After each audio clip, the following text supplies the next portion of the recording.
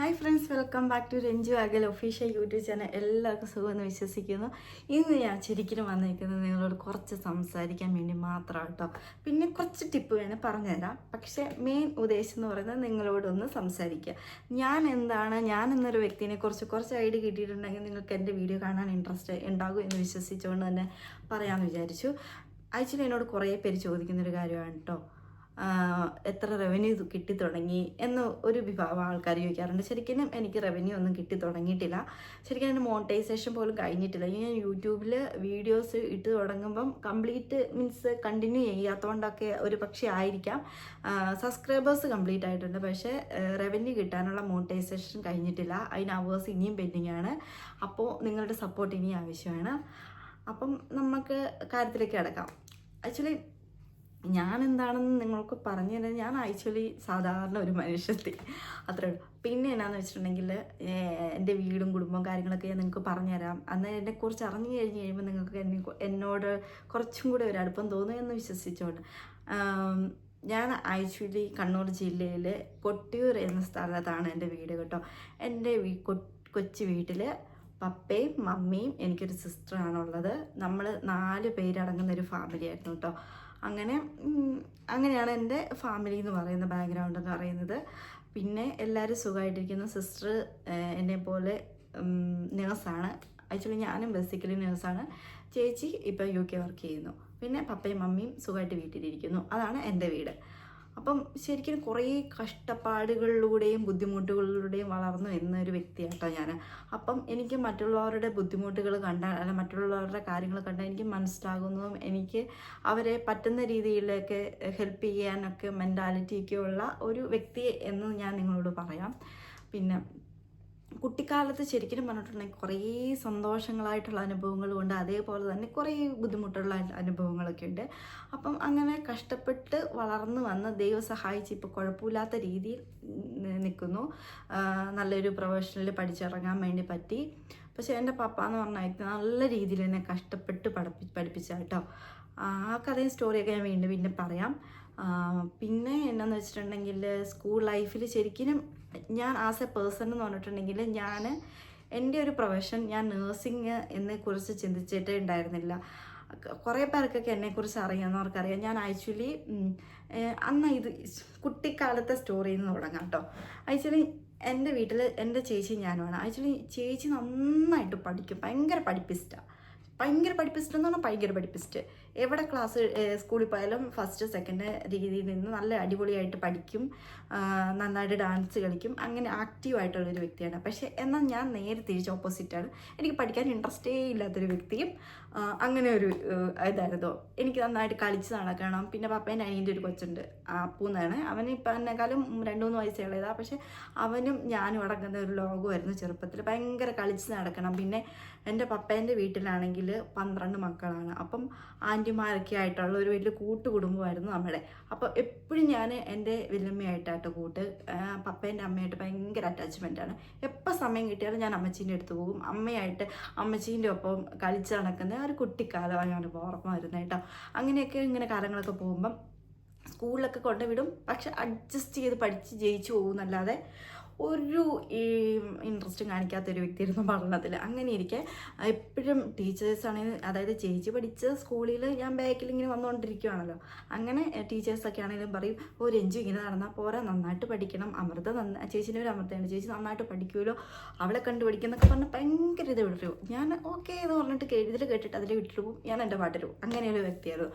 അങ്ങനെ ഇരിക്കെ എപ്പോഴും ഇങ്ങനെ പറയുമ്പോൾ ഞാൻ വിചാരിച്ചു, ദൈവമേ എല്ലാവരും എന്നെക്കുറിച്ചൊന്ന് നല്ലൊരു ഇത് പറയണമല്ലോ എന്ന് ഞാനിങ്ങനെ വിചാരിക്കുമായിരുന്നു കേട്ടോ. അങ്ങനെ ഇരിക്കെ ഞാൻ UP സ്കൂളിൽ പഠിച്ചുകൊണ്ടിരുന്നപ്പം ഞാൻ എൻ്റെ മമ്മീനോട് വന്ന് പറഞ്ഞു, സ്കൂളിൽ നിന്ന് ഒരു ദിവസം എനിക്ക് ഭയങ്കര വിഷമമായി. കാരണം എക്സാമിന് മാർക്ക് കുറഞ്ഞപ്പം എൻ്റെ റാണി ടീച്ചർ എന്നെ വഴക്ക് പറഞ്ഞു, അമൃത എന്ത് നന്നായിട്ട് പഠിക്കുക, നീ എന്താണ് ഇൻട്രസ്റ്റ് കാണിക്കാത്തത്, ചേച്ചീൻ്റെ പേര് കളയില്ലേ എന്നൊക്കെ ചോദിച്ച് എന്നെ ഭയങ്കരമായിട്ട് വഴക്ക് പറഞ്ഞു. അപ്പം ഞാൻ വീട്ടിൽ വന്ന് കരഞ്ഞ് മമ്മീനോട് പറഞ്ഞു, എന്തായാലും ചേച്ചിക്ക് നല്ല പേരും പെരുമയൊക്കെയാണ് സ്കൂളിൽ, പക്ഷേ എന്നെ പറ്റുന്ന പോലെ ഞാൻ സ്കൂളിലൊരു പേരും പെരുമയും കേൾപ്പിക്കുന്നു, വെറുതെ തള്ളിയതാണെങ്കിൽ പോലും ദൈവനിമിത്തം കൊണ്ട് അത് സംഭവിച്ചു ഗൈസ്. അതായത് എനിക്ക് സ്പോർട്സിനോട് ഭയങ്കര ഇൻട്രസ്റ്റായി. അങ്ങനെ സ്പോർട്സിൽ ചേർന്ന് ഞാൻ അമ്പായത്തോട് UP സ്കൂളിൽ അന്നത്തെ സ്കൂളിൽ സ്പോർട്സ് മീറ്റിന് പങ്കെടുത്ത് എനിക്ക് ചാമ്പ്യൻഷിപ്പ് അടിച്ചു. അതായത് സ്കൂളിൽ തന്നെ കുറേ വർഷങ്ങൾക്ക്, അതായത് സ്കൂൾ മീറ്റ് കഴിഞ്ഞിട്ട് ജില്ലയിൽ കൊണ്ടുപോകും. അപ്പോൾ ജില്ലയിൽ ഫസ്റ്റ് ചാമ്പ്യൻഷിപ്പ് കിട്ടിയ ഒരു വ്യക്തിയായിട്ട് മാറി ഞാൻ. എല്ലാവരും എന്നെ കുറ്റം പറഞ്ഞുകൊണ്ടിരുന്ന എല്ലാവരും എന്നെ പൊക്കി പിടിച്ച് സന്തോഷത്തോടെ ഹാപ്പിയായി സ്കൂളിനൊരു പേര് കൊടുത്തു.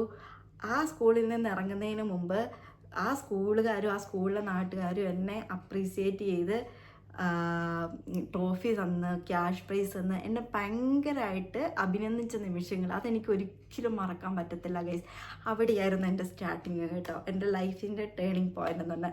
അങ്ങനെ ഞാൻ അവിടെ നിന്ന് എല്ലാവർക്കും കണ്ണിലുണ്ണിയായി ഞാൻ ഹൈസ്കൂളിൽ ചെല്ലുന്നു. ഹൈസ്കൂളിൽ ചെന്നിട്ട് ഇതേപോലെ തന്നെ മുമ്പോട്ട് പോകുന്നു. അപ്പോഴും സെയിം തന്നെ ചേച്ചീന് കുറേ പേർക്ക് ടീച്ചേഴ്സിന് അറിയാം, പക്ഷെ പഠനത്തിൽ വീണ്ടും നെഞ്ച് പിന്നോട്ടാകാൻ തുടങ്ങി. പക്ഷേ എങ്കിലും പറയും, ഞാൻ ഇന്നും ഓർക്കുന്നുണ്ട് ഞങ്ങളുടെ ക്ലാസ് ടീച്ചർ സ്മിത ടീച്ചർ കേട്ടോ, ഇംഗ്ലീഷ് എന്ന് പറഞ്ഞ സാധനം കണ്ട സൃഷ്ടിയിൽ എനിക്ക് കാണത്തില്ലാത്തൊരു വ്യക്തിയായിരുന്നു.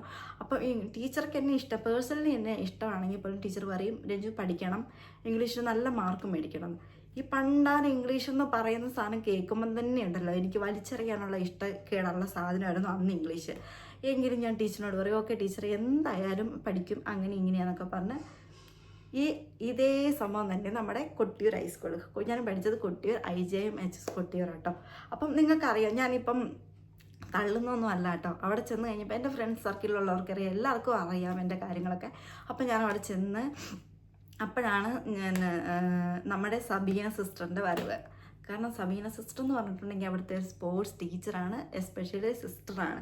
ആക്ച്വലി പുള്ളിക്കാരീൻ്റെ ട്രെയിനിങ് എന്ന് പറഞ്ഞാൽ അടിപൊളിയാട്ടോ, അത് ഒന്നും പറയാതിരിക്കാൻ പറ്റത്തില്ല. അങ്ങനെ പുള്ളിക്കാരിയായിട്ട് അത് ഞങ്ങൾ സ്പോർട്സ് മീറ്റിങ്, അതായത് ശരിക്കും സ്കൂളിലെ കായിക മത്സരം കലാമത്സരമൊക്കെ സ്റ്റാർട്ട് ചെയ്ത് അങ്ങനെ സ്കൂളിൽ നിന്ന് ഞാൻ വീണ്ടും സ്കൂൾ മീറ്റിൽ ചാമ്പ്യൻഷിപ്പ് അടിച്ച് അങ്ങനെ ഞാൻ അതിലേക്ക് ഇൻട്രസ്റ്റ് അടിച്ച് അങ്ങനെ ഞാൻ ഫസ്റ്റ് ഞങ്ങളെല്ലാവരും കൂടെ ഫസ്റ്റ് കുറേ നാളുകൾക്ക് ശേഷം നമ്മുടെ കൊട്ടിയൂർ IJM-ൽ നമുക്കൊരു ടീമുണ്ടായിരുന്നു. ആ ടീമിൽ ഫസ്റ്റ് റണ്ണറപ്പർ ആകുകയാണ് നമ്മുടെ കൊട്ടിയൂർ IJM, അതായത് ജില്ലാ മീറ്റിൽ.